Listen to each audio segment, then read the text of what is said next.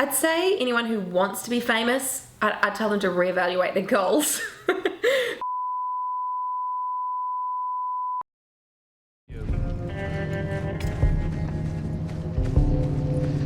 My husband is out today, and if he finds out, then you'll be dead. So stay the fuck away from me. Well, I never had a desire to be famous. I just really wanted to be an actress. And again, so it's kind of collateral damage of being an actress, being on TV, you are going to be well known. That was never what I specifically set out to do. There were lots of people who were asking me, they were like, well, what's it like to be famous? Like, how do you deal with being famous?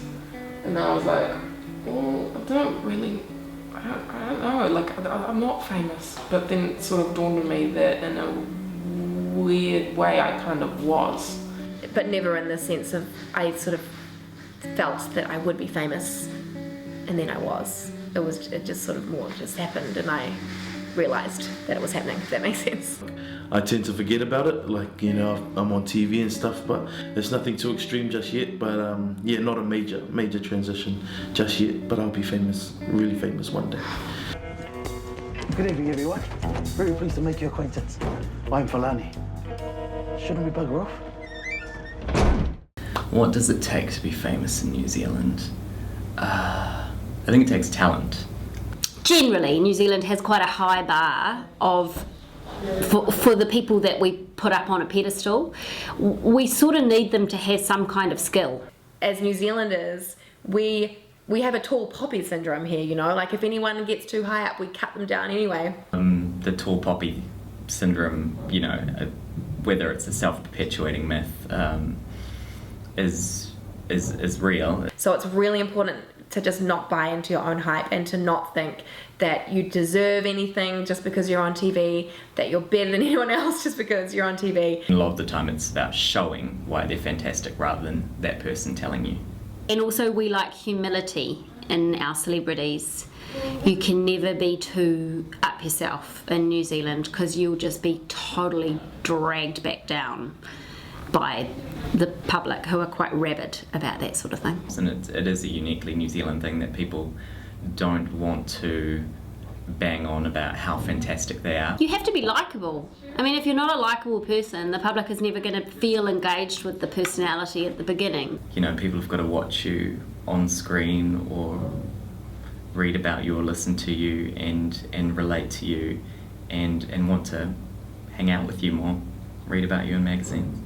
You can go from zero to hero and back to zero very quickly, and it will just be embarrassing if you've started kind of walking around strutting this stuff thinking you're pretty cool, and then the next month you're going to be working at McDonald's because there's not all that much work here. So yeah, I think you can accept it, you can take those compliments, be really polite back, but don't start believing in your own hype because that will only lead to trouble.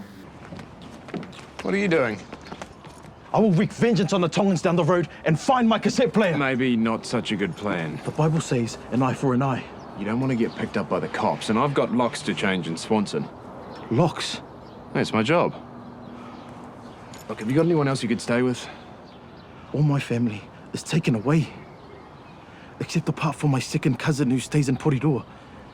And my uncle on my mother's side, but he stays down in Invercargill. It's very cold down there. Flavour, hip hop and R&B, 17 after 8 on your Monday morning. Good morning, everybody! Morning. Patrick Tuffer, welcome onto the show, buddy. Good morning. Morning, guys. This is the prequel to Outrageous Fortune. It is West Side. West Side.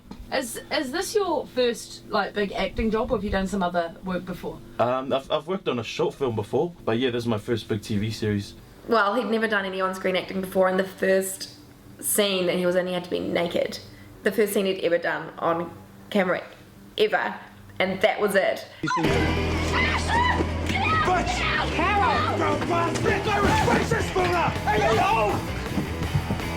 A lot of them would have looked at me differently, like, oh, my grandma and them, when they found out I was filming this TV series, you know, your innocent someone, grandma, oh, I'm so proud of you, son, and all this. But at the back of my head, I'm like, Grandma, you do not know what I'm doing on this TV series, and it's not what she thinks it's gonna be. But it's all out in the open now, and they still love me. We're still friends. So it was a bit intimidating, but once you guys all get in a room together and we started rehearsing, I got more comfortable and I realised they thought I was really funny, so I was all good from then on out.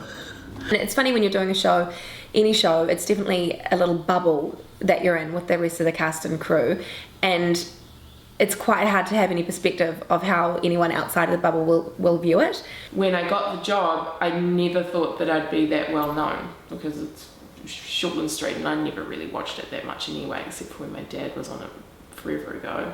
And I didn't realise how huge it was in the country and how many people watch it. It's amazing. It's really weird. You go from being somebody of no importance to anybody at all to suddenly everybody's really interested in what you're doing all the time. Shortland Street's quite a unique beast because it films so quickly. It gets written and filmed and it's on TV very quickly within the space of 3 months basically. So somebody can be coming out of drama school or even out of school to their first proper acting job on Shortland Street, and within 6 weeks they have been beamed into 500,000 lounge rooms of a night. That can change their life quite quickly, not necessarily in terms of their living circumstances. It's not like all of a sudden they're buying Lamborghinis and living in mansions, but just the ability to go out into the local shops probably means that kids are going to be going, oh, they're on Shortland Street, which, yeah. I never considered myself to be, popular or anything like that, but then when that happened and all these people suddenly wanted to pay attention to me, I was quite overwhelmed. I can't imagine that anyone who is actually famous would particularly enjoy it after a while. I feel like the glow of the shimmer and the glitter of that would get in your eyes and start to hurt after a while. Yeah, fame in New Zealand, it's not, in America, people can come from obscurity and they go to Hollywood and they find fame and they become these kind of mega celebrities. You can be famous here and still not make a living, while in other places, as soon as you've got a sniff of celebrity about you, you can rolling in the cash without actually having to do anything. I've noticed that the big thing about Shortland Street and New Zealand is that people don't really care that much about who you are, because we're so small and nobody really watches TV anymore, and it's kind of nice, it's kind of refreshing, I feel like if I ever went over to America and was exposed to that insane publicity that you get, I don't know, I don't think I'd be able to cope, to be honest. Last couple of years I've been spending time in America to try to broaden horizons over there and hopefully establish a career where I can work overseas as well as in New Zealand. And it's really challenging. I'm starting from the beginning over there and no one knows who I am, no one cares who I am. A lot of people don't even really know where New Zealand is, so they definitely don't care about any little shows called Outrageous Fortune or anything that have been made here. They haven't heard of it, so why should they care? At the moment, in the future with my acting career, is basically conquering New Zealand first, before thinking of LA. But yeah, I'm still young and I know I can do it. In American standards, I'm about 75 years old. Women have a far shorter shelf life over there, so it's really now or never. I think the advice I'd give to someone who is maybe newly famous would be kind to people on your way up, because you never know who you'll meet on your way down. You have to have a thick skin. That was something that I learned pretty quickly. New Zealand as a culture, like it if you have come with the goods and you've actually worked to the place to be famous. I guess that'll be my ongoing definition of success. I think if I keep feeling like I'm moving forward and learning more with every job that I do.